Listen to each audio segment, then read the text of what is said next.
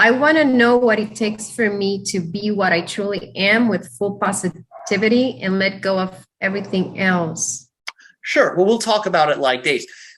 When you say, I want to be my positive, true self and leave the rest behind, you have already created a fragmentation.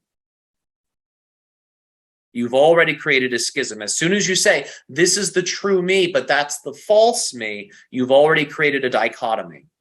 Remember, even the you in negativity, even the you in judgment, even the you that is suffering is not experiencing those things in a vacuum.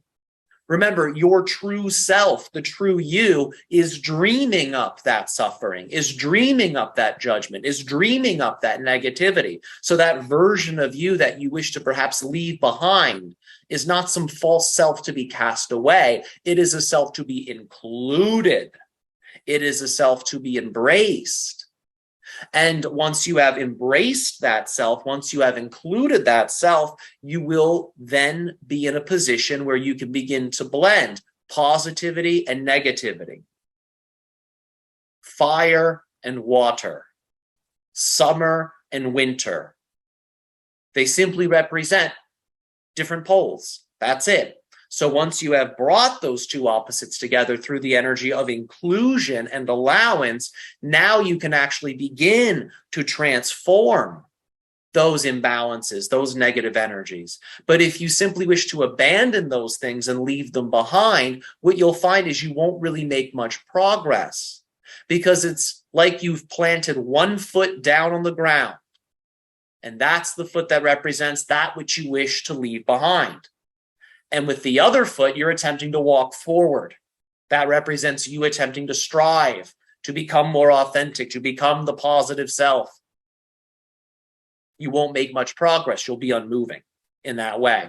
So the idea is to take the positive energy, to take the love, to take that which you consider to be authentic about you, and to then use that energy to transform the negativity that you detect, to transform the sufferings.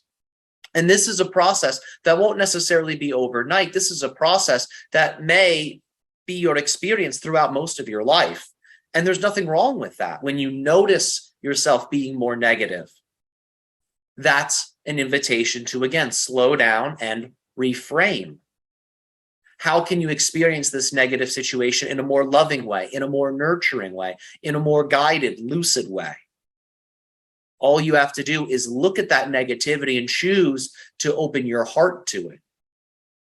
Instead of cutting it off from you, bring it in closer, really settle into it. So instead of attempting to separate or segregate the negativity, include the negativity, transform it with your love, and then give it a job, give it instruction, give it guidance, because that's what it seeks.